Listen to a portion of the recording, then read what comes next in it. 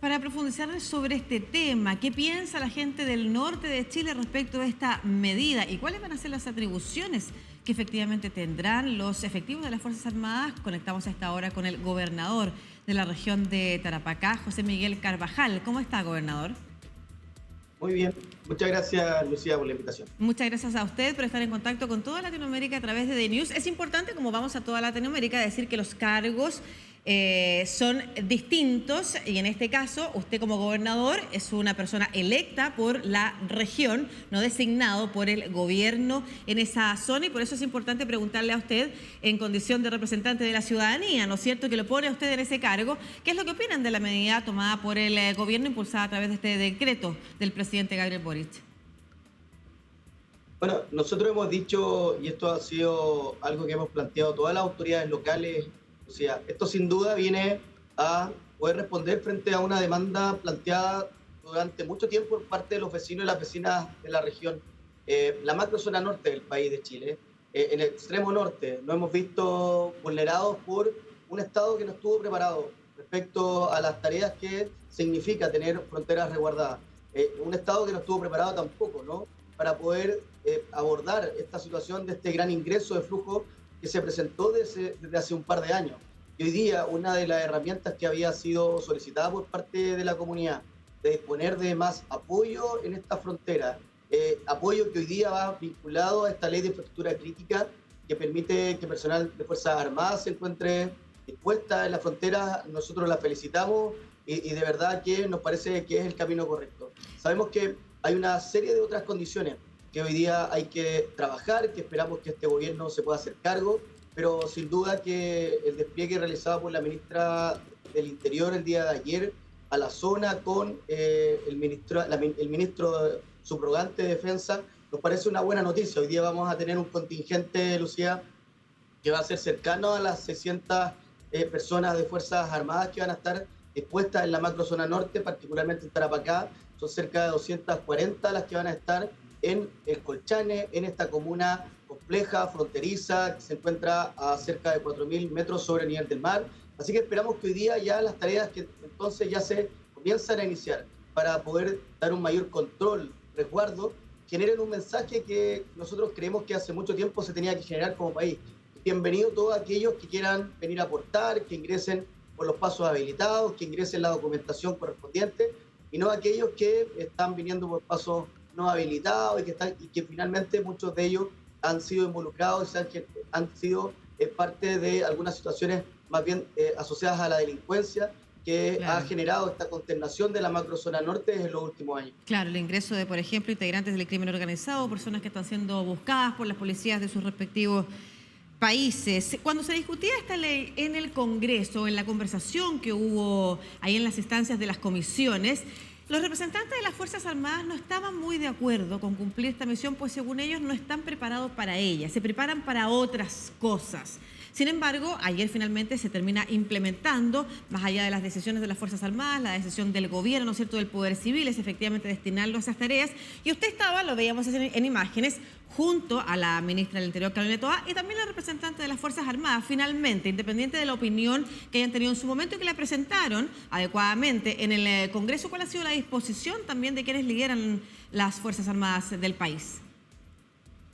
En nuestra parte, Lucía, cuando dialogamos el día de hoy con ellos, los que están dispuestos específicamente en Colchane y que están haciendo estas tareas, la verdad que es una actitud totalmente distinta a lo que seguramente fueron los mensajes iniciales de algunas personas que están en el mando de las Fuerzas Armadas.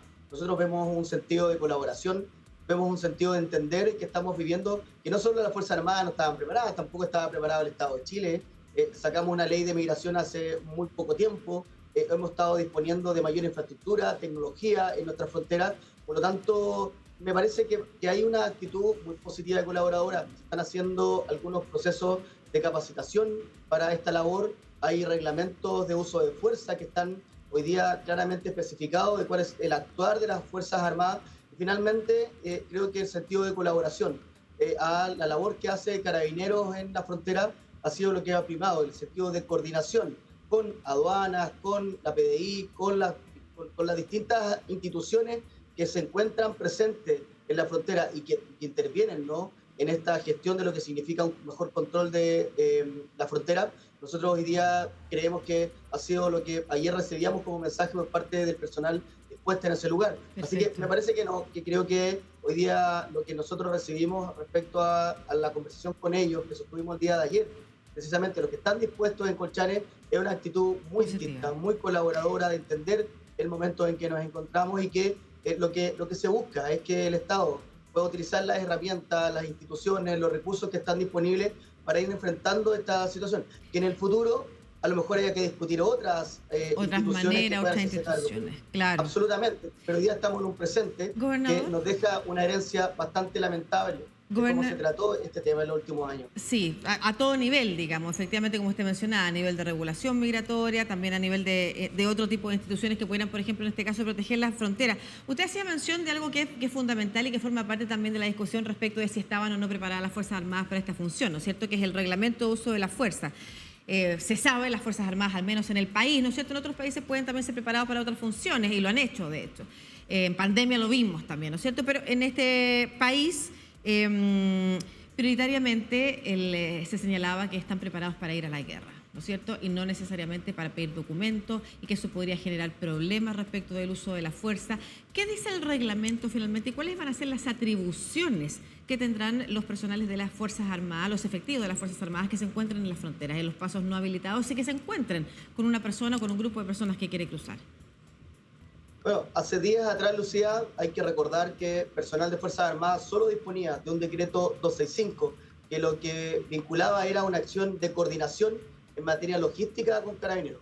Eso era la única herramienta que tenían las Fuerzas Armadas de actuación. Por lo tanto, lo que viene a disponer el proyecto de ley de infraestructura crítica es poder generar algunas facultades y atribuciones específicas. Una de ellas, que nos parece muy relevante e importante, es poder hacer un correcto control de identidad. Es poder revisar, si así lo amerita la situación, también la pertinencia de aquellos que están ingresando al país, para saber que aquí también hay mucho tráfico, Lucía, de armamentos, de droga, y hoy día personal de Fuerzas Armadas tiene la posibilidad de poder hacer esta revisión, pero además tiene un tiempo límite, en una condición que pudiese ser algo que amerita la reconducción hacia policías que se encuentran dispuestas en el lugar, de 12 horas, para poder actuar y ponerlas a disposición precisamente de los siguientes procedimientos. Por lo tanto, hoy día el reglamento de uso de fuerza indica que el personal del Ejército va a poder enfrentar una situación de control en un paso no habilitado, tomando no solamente la decisión de poder solicitar la documentación correspondiente, el poder revisar bolsos o algunos artículos que traigan comprometidos a estas personas, pudiendo encontrar en algunos casos armas o algunas drogas, y poderlas llevar en un tiempo limitado de 12 horas máximo hacia las policías, quienes van a seguir con los procedimientos.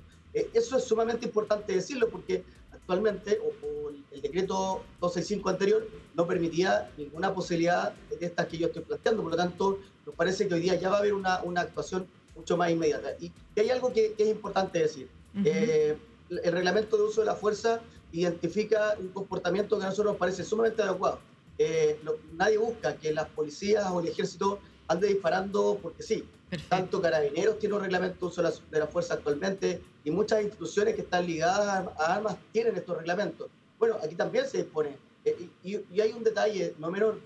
No es primera vez que nosotros vemos cómo las Fuerzas Armadas se despliegan en la colaboración que necesita el Estado.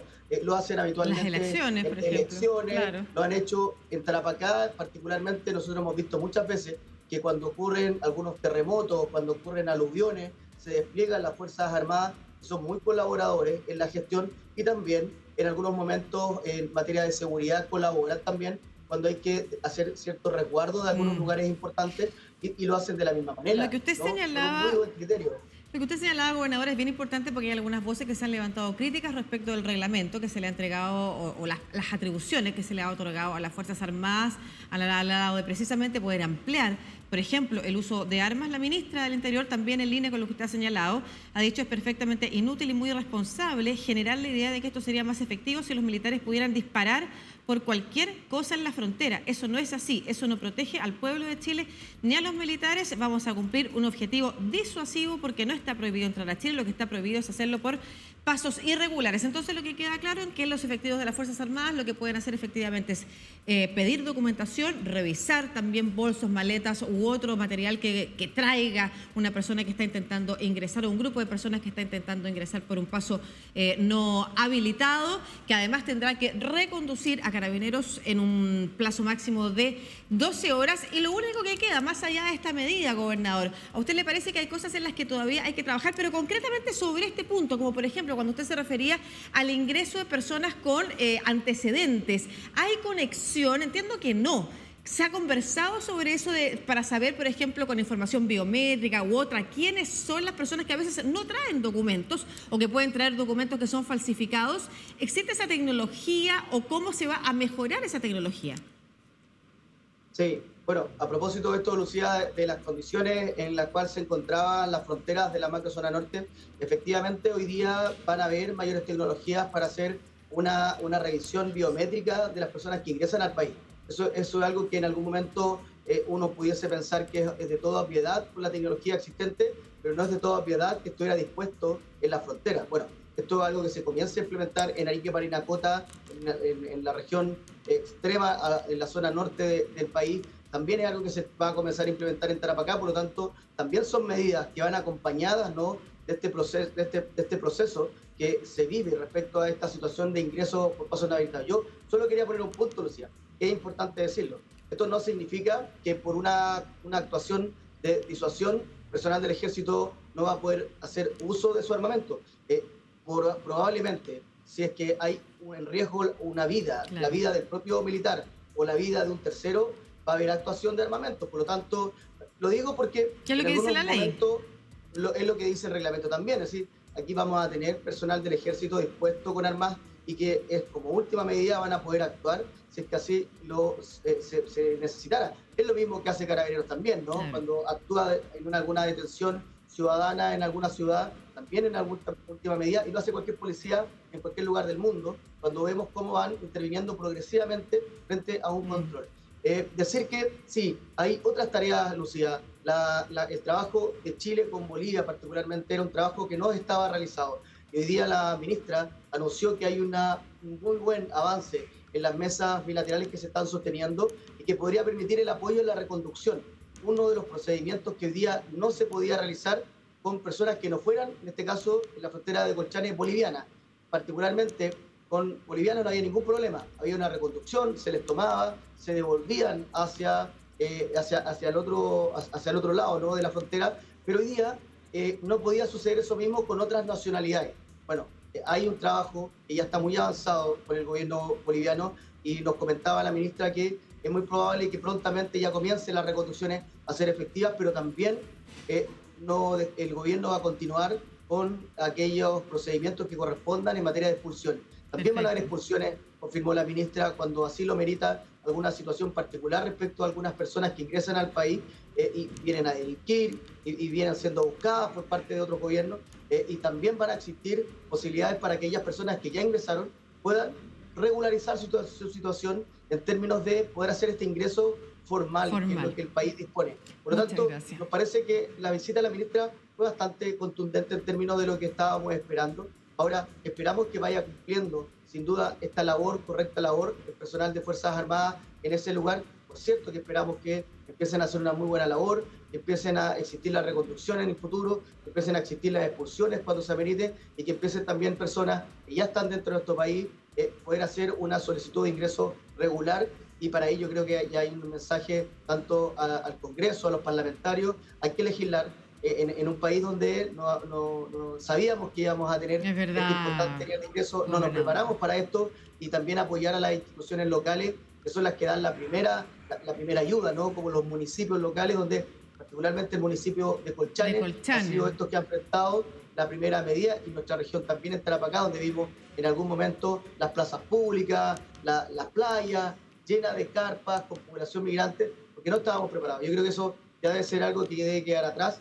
Debemos avanzar efectivamente como Estado y el gobierno del presidente Gabriel Boric, responder como lo amerita la situación, cuidando en los derechos humanos que merecen ciertas personas, cuidando también los derechos humanos de nuestra propia comunidad en la región, que se ha visto impactada por esta situación no manejada por parte de las instituciones y cuidando sin duda el derecho internacional y cuidando a las Fuerzas Armadas, que también van a hacer una gran labor. Claro que sí, y el uso correcto de las atribuciones, gobernador. Muchas gracias. Y efectivamente es bueno saber cómo todas las instituciones públicas, también desde las Fuerzas Armadas, ¿no es cierto? Quizá el mundo privado puede colaborar también de alguna forma cuando se habla de migración regular también y de la incorporación de quienes efectivamente quieren venir a cumplir una buena función, quienes están buscando legítimamente una nueva vida, huyendo de, por supuesto, en otras latitudes, a veces de la pobreza o de la persecución política. Estamos hablando de casi 1000 kilómetros de franja en la que se han dispuesto entonces estos efectivos